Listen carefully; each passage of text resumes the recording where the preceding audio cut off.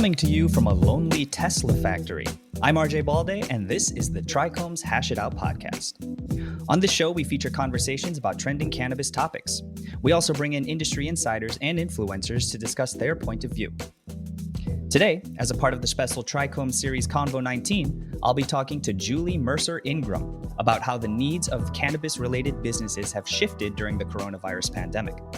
We'll also talk about the newly proposed stimulus bill that would include access to financial services for cannabis businesses, and much more. Without further ado, let's hash it out. All right, today I am joined by Julie Mercer-Ingram, attorney and partner at Kind Law and creative director and founder at cannabis manufacturer Proof.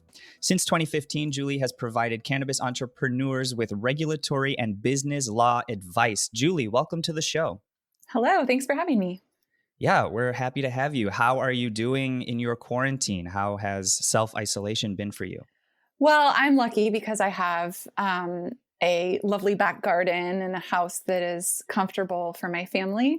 But I am working basically out of a closet with my two young children running around all the time. So it's been quite interesting, I have to say. But we're healthy and doing well, so I'm grateful for that. Good. And you know what? Sometimes a closet is the only office space you can find, and you got to work with what you have. I'll take it. Yeah. Yeah. So I introduced you just now as creative director and founder at Proof, and we were kind of touching on this before we started rolling. So if I have your background correct here, you graduated from Golden Gate University School of Law in 2008. Is that right? Yeah. Just go ahead and take 10 years off. That's cool. Got you. Yeah. So 2018, so not too long ago. Yeah, you're fresh out. I've been a lawyer longer than it's gone by fast, I'll say. Yeah, sure. It's been over a decade. And I understand that before that, you attended Montana State University Bozeman School of Media Theater Arts. So that's an odd pathway, but I was a ski bum. So I lived in the mountains for my greatest passion, really is snowboarding and ski sports. So Montana was an amazing spot to live. And they just so happened to have one of the only at the time documentary filmmaking programs. And I studied multimedia studies, and I was really into storytelling and art and design. And I love that. What drew me there. I was going to ask what your focus was in media theater arts. I went to two different schools in Michigan, and I majored in theater performance. Oh, cool. So I liked building sets. I was never on stage. I was the handy person. I liked lighting. I love that.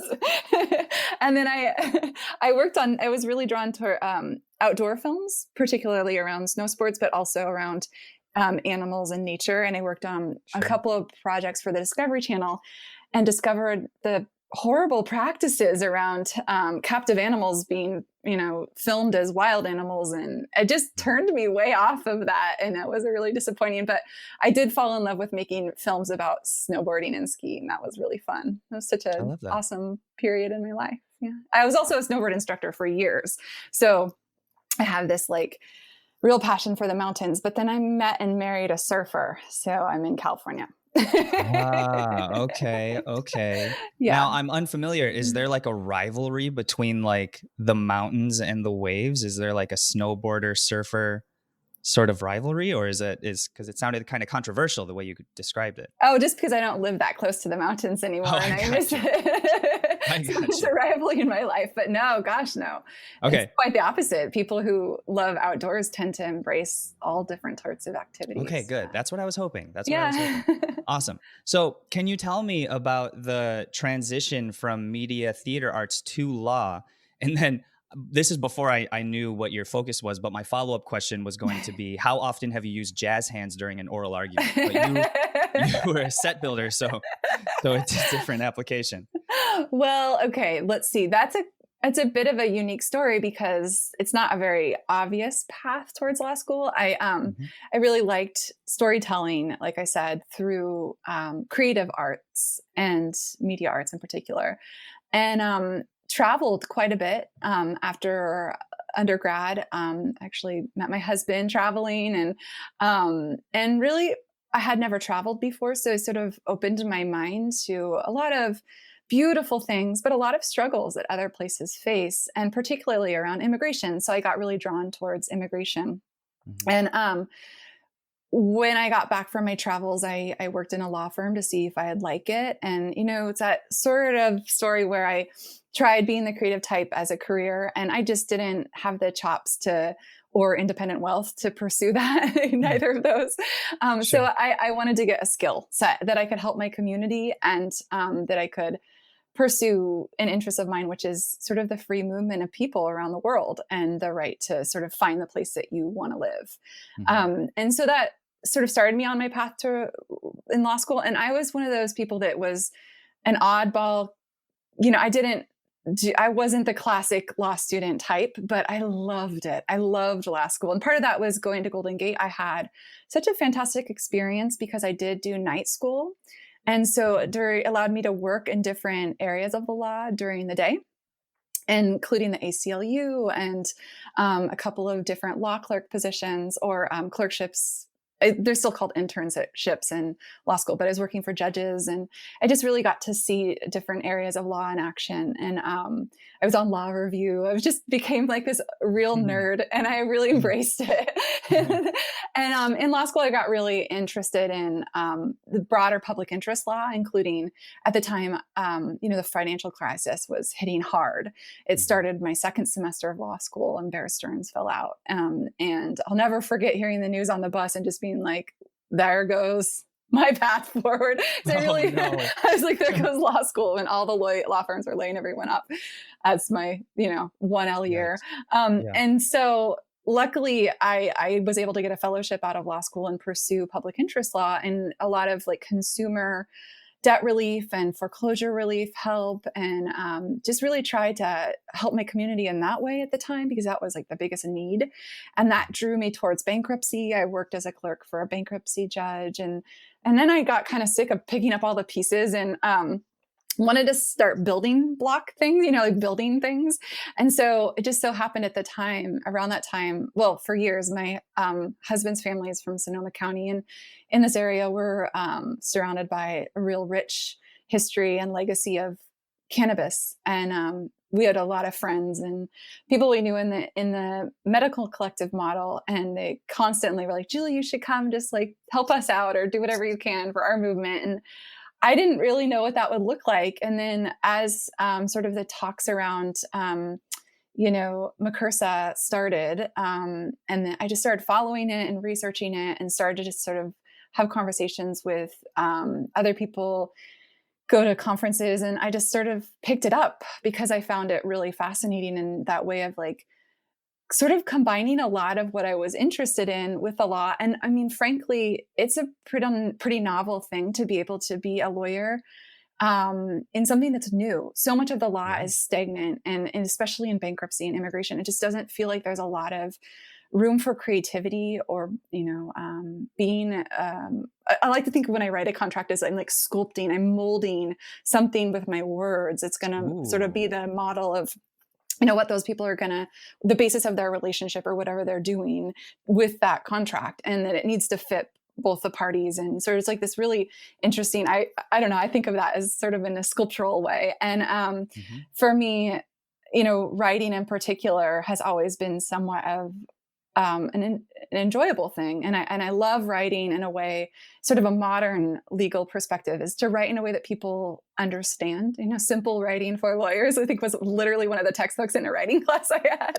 I was like, really, we have to have people be simple. I was just like, okay, that's a problem that we can't communicate well as attorneys. We have to have all this jargony language. And so for me, it's a fun challenge to just create, really what I am is I'm a writer, right? I'm a reader and a writer. I sit at home, and now that I'm in my closet at home, I sit here and I just read and I write a lot. And often, when it comes to, you asked about jazz hands, and, I'm not the type of lawyer that does a lot of litigation. My partner takes that on. But I feel like I do get to have jazz hands out there when I get a really good argument on a letter, or convince the state that they're doing something wrong and that they should change a definition, or I get to help with policy on a local level. And to me, that's my form of jazz hands when you have something that changes or makes something better for your community or your industry. That's my own version of jazz hands. I love that. Yeah. I love that. You could just do them like in your closet office space. Sometimes, no, in my normal office, I have a lovely office, and normally I do a few dances here and there when things go well, but it's I love that. less and less of that these days. It's more like bang head on table is more what it's like these days. Well, you still have to find time to dance. You still have, even if it's some sort of like crazy tribal dance, like you still got to get it out. I did a big, huge dance when we got declared as essential. I know I'm jumping a little bit ahead, but that was a hard fought battle for a lot of us. And when those orders started to roll out, changing and explicitly stating that cannabis could remain open as an essential business during COVID-19, I did a huge happy dance. I think I did like a Snoopy, like even the like little Snoopy happy dance. I think because Sonoma County, you gotta be. I love that. Home of the peanuts. You got to do our Snoopy dance. No doubt. So so tell me about that. Tell me about how you transitioned from all of the work you were doing as an attorney into working with cannabis businesses through Kind Law, and tell me about how you have been navigating this pandemic. Mm-hmm. Yeah. So I started Kind Law in 2017. I had been practicing at a firm prior to that. And when I started Kind Law, it was just really just me. And I didn't even really advertise because I just had worked in the industry with the community in Sonoma County and Mendocino County. I primarily focused north of the Bay Area. North of the Golden Gate Bridge, I say, although clients are constantly pulling me into other jurisdictions for other projects, but that's my territory really. And so much of cannabis is based on your actual place, your premises, and where you're operating from. So it really is important to know the local jurisdiction really well, because you have to get their permission before you go to the state. So that sort of drives a territorial approach for my practice. But I brought on a partner in 2018, Bob Nichols. He's amazing. And I just feel like I really scored with him.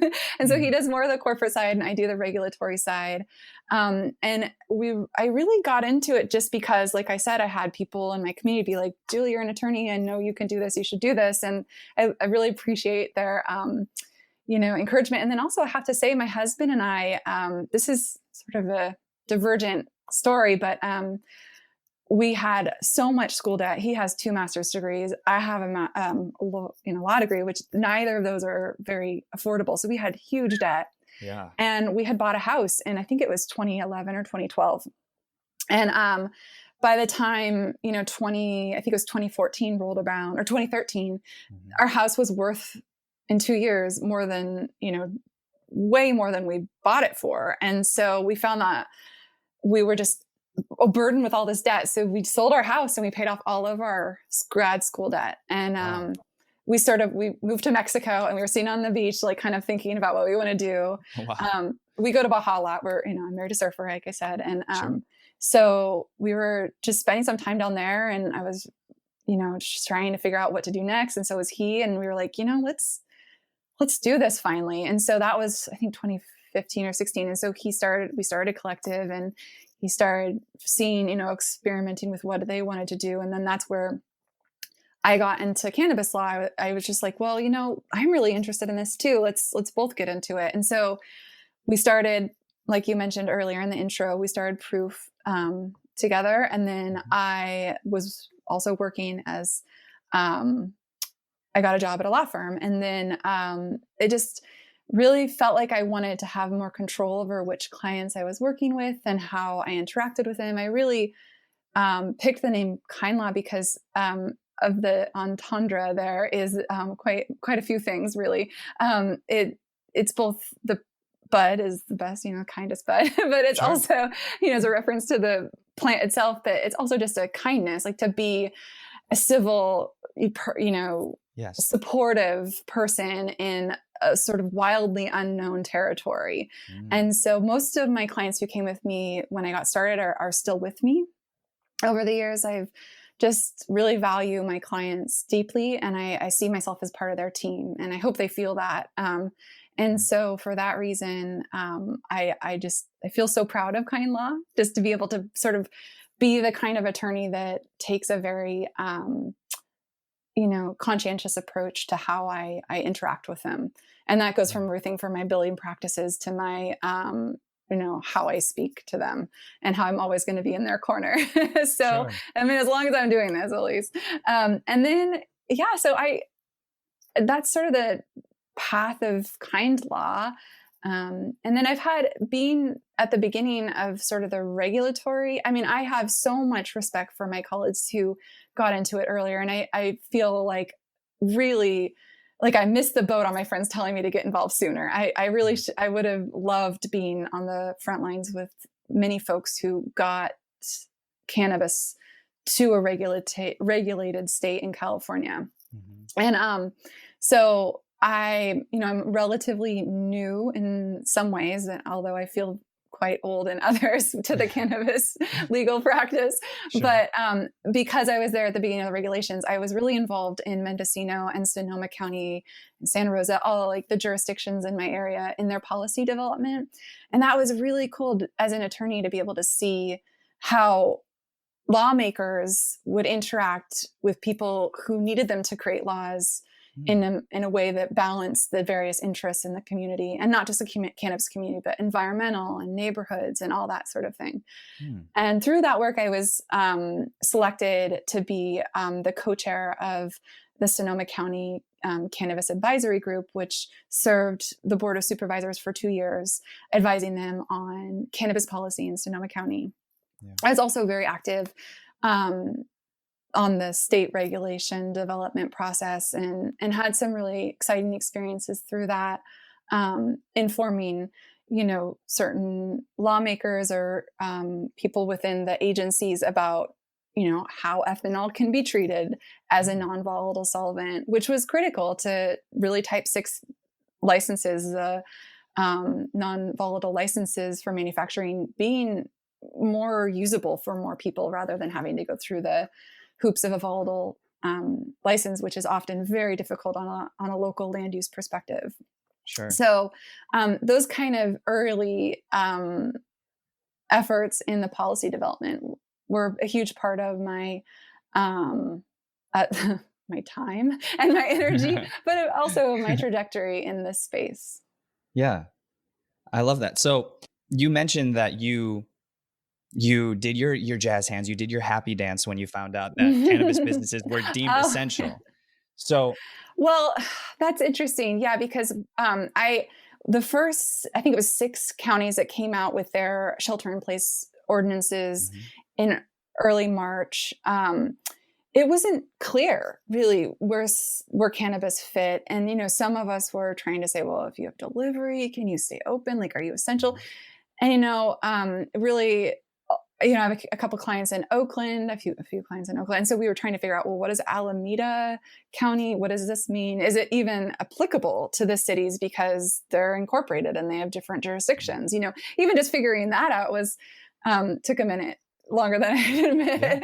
But and so really, to back it up a little bit, I have to give a little credit here is, my husband has a master's degree in public health and public policy and is also in the cannabis space. And he, I'd say like a couple of weeks before the shelter-in-place ordinances were rolled out, he saw what was happening in Italy with their closures and was like, we gotta make calls. We gotta figure out what we can do to keep cannabis open if this happens in the States.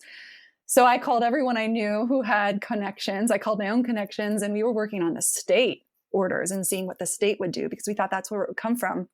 So I was a bit taken aback in March when all of the 6 ordinances came out and started scrambling to sort of adjust all the sort of work I had done to try and convince the state about how to classify cannabis, to working on the county level. And it, luckily, because I have such a great relationship with Sonoma County and I really admire all the work they've done to keep our community safe during this pandemic. And I was able to reach out to the county directly and have conversations with them. And lo and behold, our ordinance was one of the first to specifically carve out cannabis as an essential business. Wow.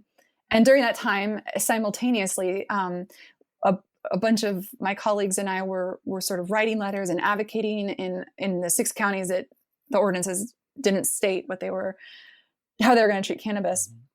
Santa Cruz County came out, and then Alameda came out and said that they were interpreting the ordinance to protect cannabis as essential, or to allow cannabis to stay open as essential. It didn't go the extra step forward of actually explicitly calling out in their ordinances.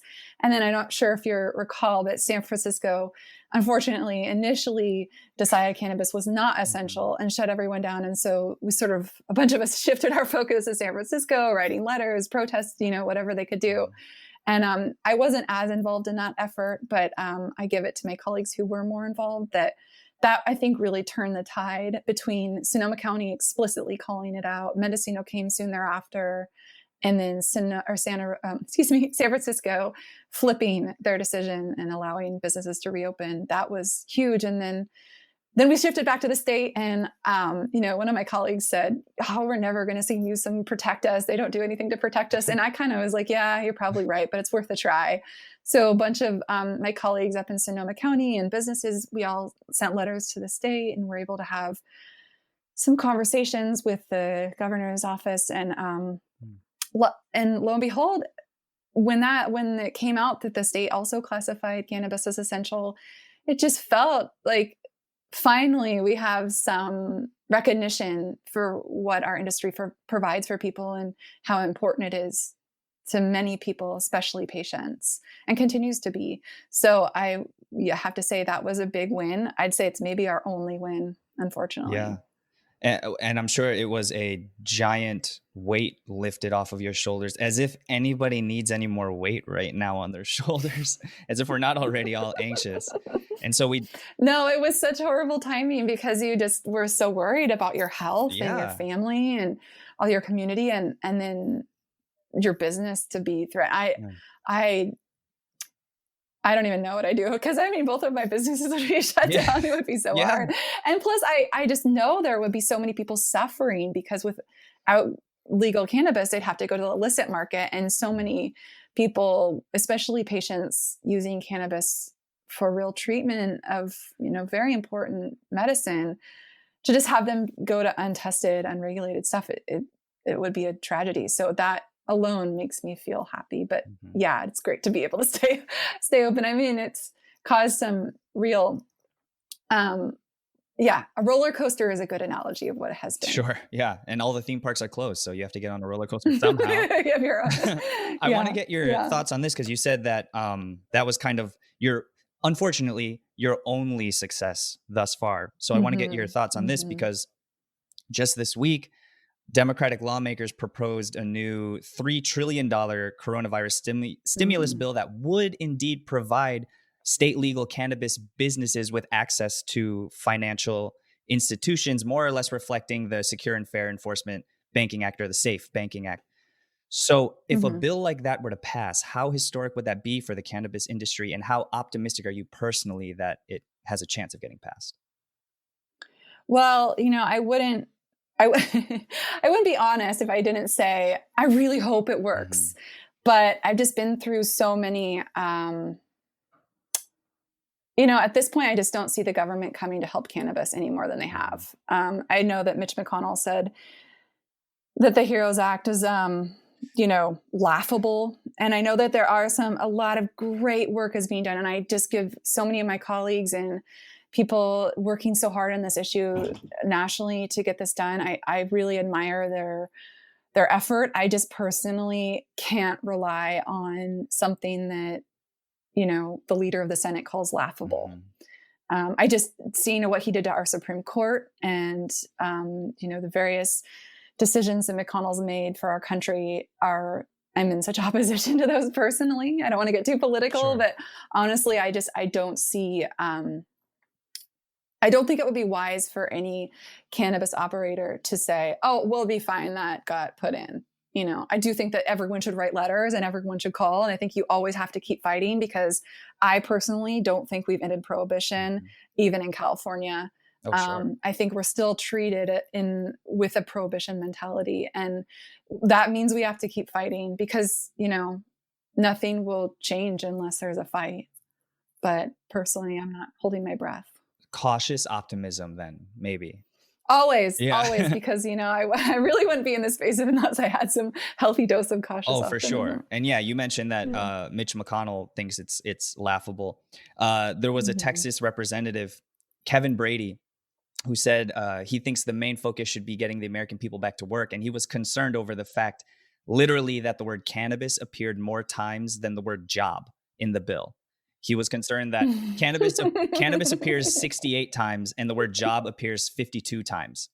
And so he was like, Okay, nah, we so can't do that. So it's impressive that someone who's that ignorant can use a word count device. right? I know. Like That's someone all my only who response. just I mean, the idea that cannabis doesn't lead to jobs is sure. absolutely, and it just doesn't. I can't even respond. It's so ignorant. Yeah. Like, I don't know what to say. But I will say though that locally we did get some bad news yesterday about our future in cannabis in the state budget that was revised by the governor's office. So, my real focus is always going to be in California because that's where we are. And that's, such a huge economy, and what happens in California impacts the rest of the world, given how big we are. So, I'm really focused on, well, what is California doing to help cannabis, and how can I push the people I know, and then I can pick up the phone and call. I can send off letters to my federal, congressional representatives, and support the amazing efforts in that regard. But to remember that we have to also focus on California still. I think, getting labeled essential was huge, and it probably saved an already struggling industry from complete disaster and failure. But the revised budget published yesterday, it clearly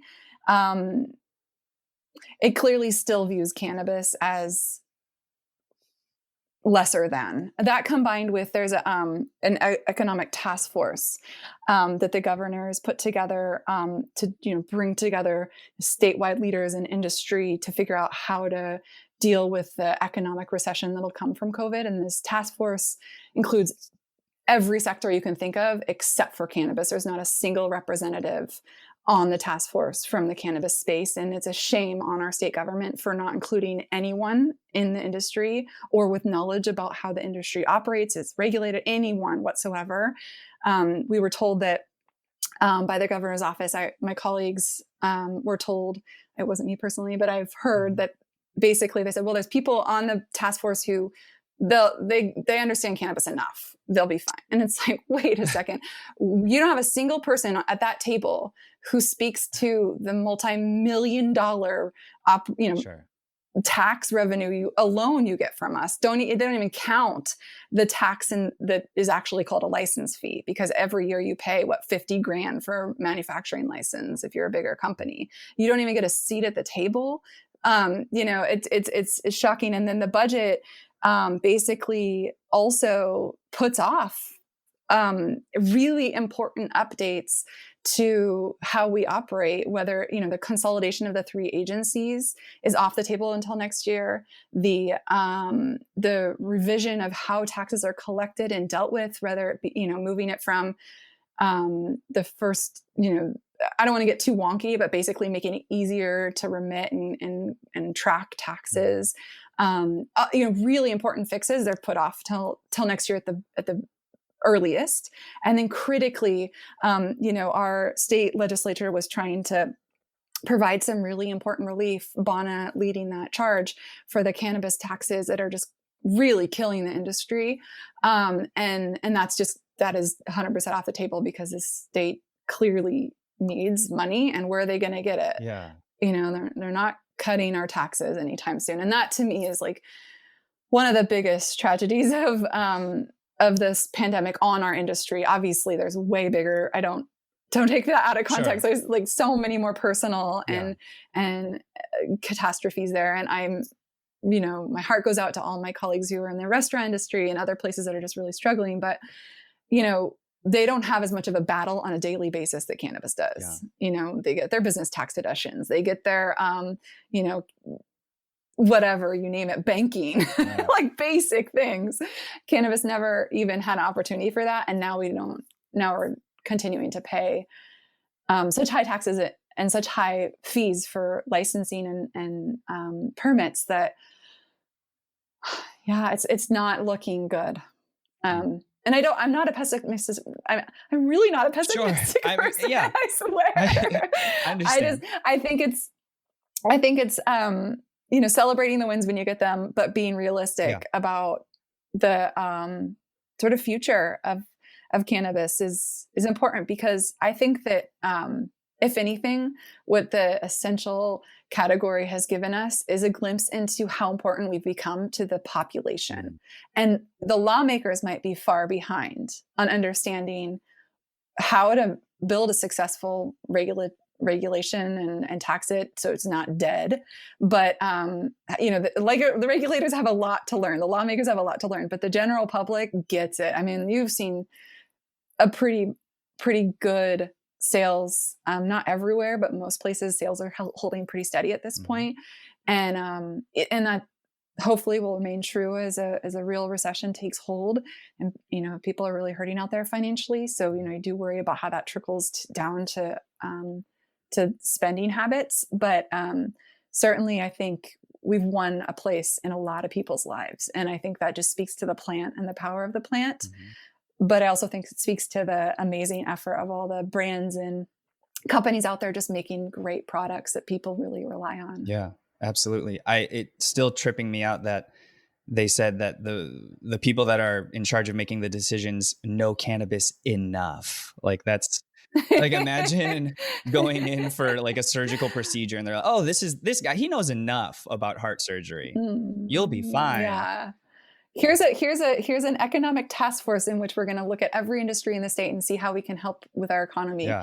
Except for that one, because don't worry, kids, the parents will take care of you. What? And it's like, no, you have no idea how thin our margins are. And you have no idea how hard it is every day to fight with the BCC on the stupidest things, or fight, it's like every opportunity that the regulators get to say no, they do. And it's a rare opportunity I have to be like, the state said that would be fine. Like, literally never happens. Yeah. So, it's like, yeah. And the whole 6-week deferral of paying your license fee, I just want to caution companies to just be really mindful of your spending, because, your license fees should have already really been accounted for. And I know that this has been really disruptive especially brick and mortar retailers who were doing great, and then all of a sudden had to like completely 180 shift. So it's hard to project those kind of finances, but I just really get worried about how, because I recall like I cut my teeth as a lawyer in a different financial crisis in a totally different way. And so I get really nervous when I see people relying on loans, whether they be SBA loans, which aren't available to cannabis, or, whatever it may be. I'm wary of like short-term fixes for finances, just because of my, obviously my background in the consumer debt and foreclosure crisis of the mid 2009 era. Yeah. I mean, you've seen some stuff, so I don't blame you for being, again, cautiously optimistic. It's great that they did something. I think it's crazy that they're not trying to do more, because it's just, it's like, to put that much energy and effort as a state into making this happen, and then to like do everything to kill it, it just baffles me. I still like constantly like scratching my head, like, what do you really, how do you think this is going to go? So yeah, in the meantime, what are you doing? We're all physically distant, socially distant right now. And your work at Proof is sort of a cannabis company that really puts a focus on caring and building for a community. Your husband was on here last month, and he said that he views Proof as being part of a constellation of companies and service providers and community members who are trying to lift up the community around it. So as we're all physically distant, how are you still finding ways to lift up your community and stay close together and keep that cautious optimism alive?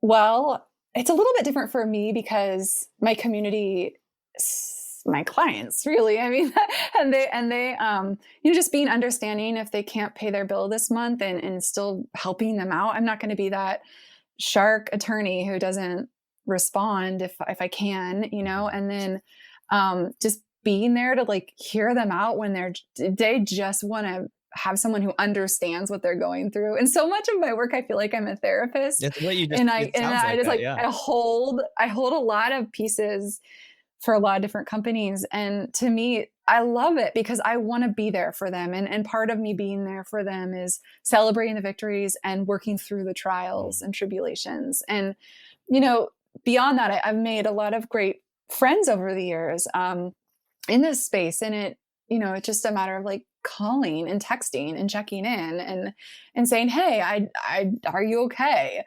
For me, it might not be, because normally you see each other at functions or gatherings or, even out at the cafes or whatever.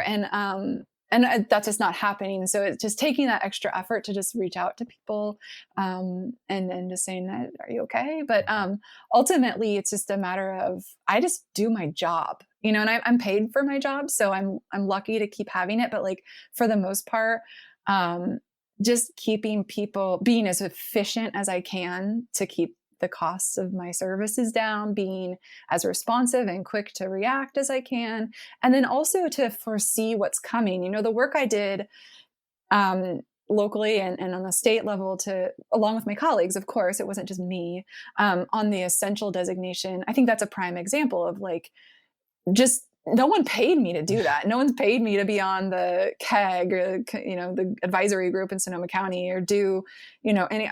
That's just there because I mean, obviously it's a clear equation for me. Like but for being essential, like my clients would have failed. They would have like gone out of business.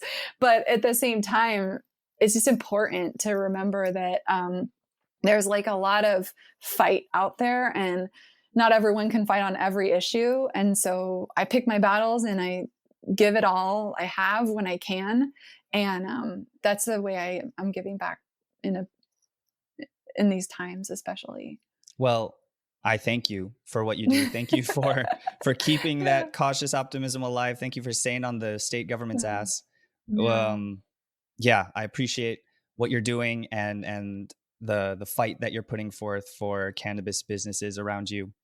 And I thank you for taking the time to be on the show today. Thank you very much. Well, I just would love to take one more second and just plug please. a couple action items for people who might be listening to this. Yes.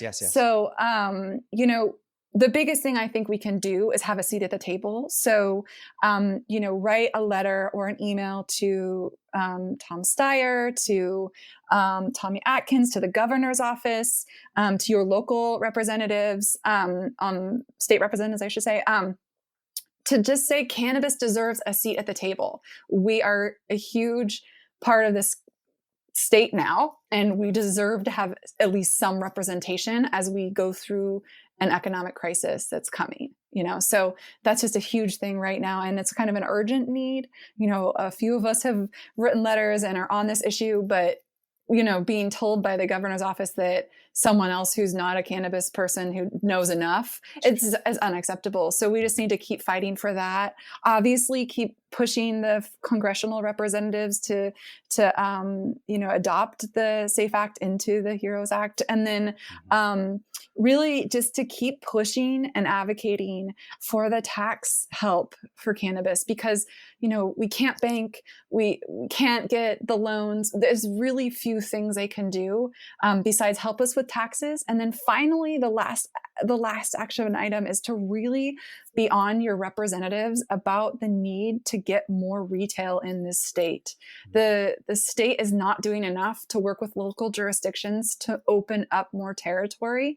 Until there's more retail, the whole industry is going to be stifled. And so, if even if you pick one of those action items, I just urge everyone to just like take 5 minutes, write a letter, and pick one of those items, because your voice does matter. And if anything we've been through in the last, 5 years have shown that, and then years and years before that, people who've put in so much energy, it takes speaking up and fighting for our rights and for our state to really get behind us and to support us as any other industry is getting support.